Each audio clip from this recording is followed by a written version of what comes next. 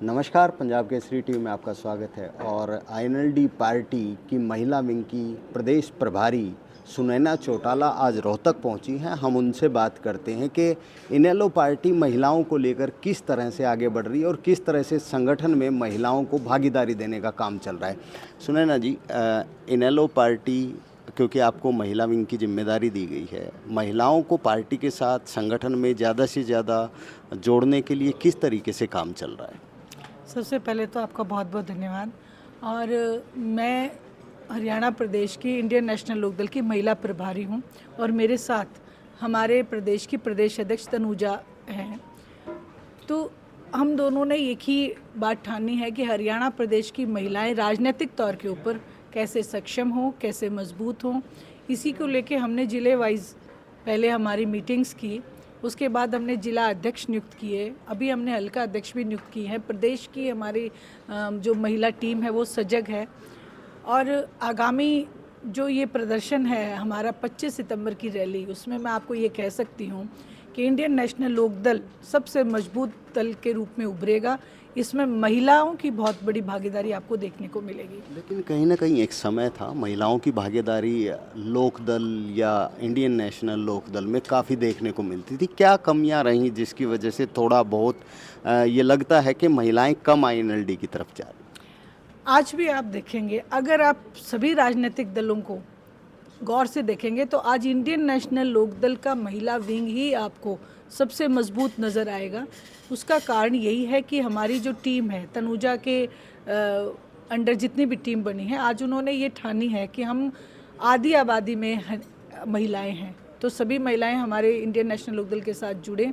और जहाँ तक आपने कहा कि देखने को नहीं मिला, जो विघटन हुआ था उसके बाद से हमें थोड़ी दिक्कत आई थी, लेकिन अब हम वापस उसी फॉर्म में आपको नज़र आएंगे। लेकिन कैसे जोड़ पाएंगे? भारतीय जनता पार्टी ने तो एक बहुत बड़ा वायदा कर रखा है महिलाओं को 2100 रुपये महीना देने का, तो कैसे जोड़ पाएंगे? देखिए, भारतीय जनता पार्टी के वायदे तो झूठे हैं।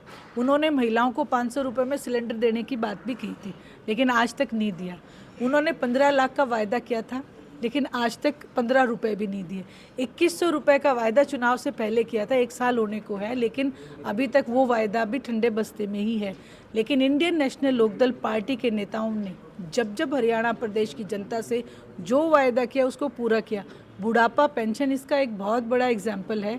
जिस भी गांव में जाती हूँ, बड़ी बुजुर्ग जो महिलाएं हैं मुझे एक बात कहती है कि भला हो चौधरी देवीलाल का, जिन्होंने हमें 3100 रुपये की ये जो हमें धनराशि मिलती है केवल उनकी वजह से मिलती है। हमारे लिए इतना ही बहुत है कि हमारे नेताओं ने जो वायदा किया उनमें से एक भी झूठा वायदा नहीं किया। आज भी अभय सिंह जी चौटाला जो बात कहते हैं उसको पूरा करते हैं।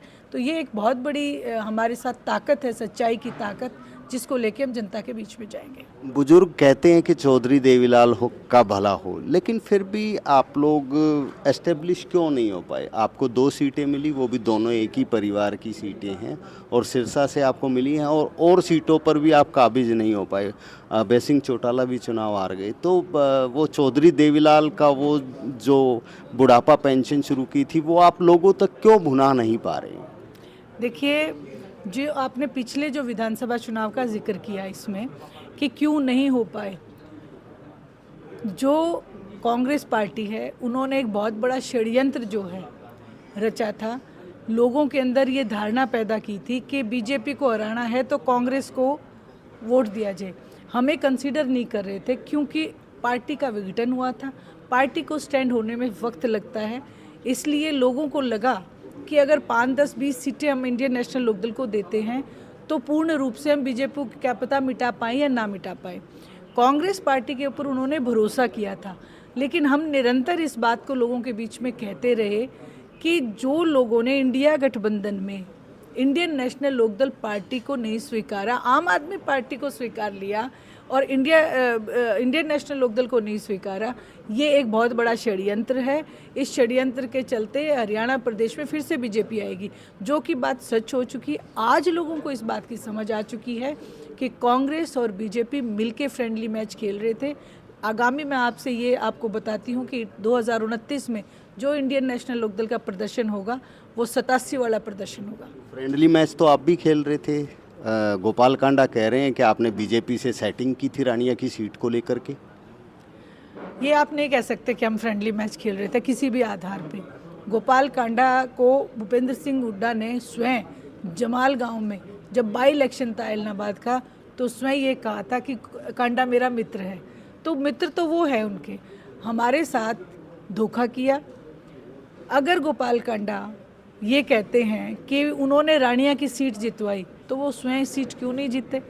फिर वो सिरसा की सीट कैसे नहीं जीते, जबकि बीजेपी का कैंडिडेट तो विड्रॉ कर चुका था। रानिया हमारी परंपरागत सीट है। आज तक रानिया में जो भी एमएलए बने हैं वो आदरणीय ओम प्रकाश जी चौटाला के आशीर्वाद से बने हैं। लेकिन फिर इस तरह उन्होंने सार्वजनिक तौर पे मीडिया में ये बातें की हैं कि मनोहर लाल खट्टर भी इस बीच में थे और उनके कहने पर सारा खेल हुआ था।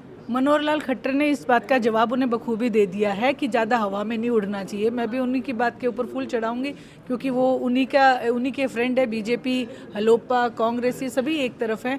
हरियाणा प्रदेश की जनता को बहुत बेवकूफ़ बना चुके हैं, लेकिन अब जनता समझ चुकी है।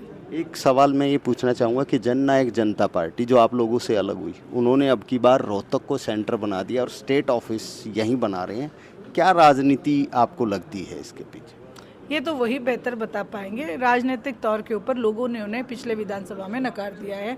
वो अपना ज़मीन जो है ढूंढ रहे हैं। लेकिन कहीं ना कहीं ओम प्रकाश चौटाला ये कहा करते थे कि रोहतक की सीटें जब तक हम नहीं जीतेंगे प्रदेश में सत्ता नहीं बन सकती। तो क्या लगता नहीं वो उस ओर चलने की कोशिश है?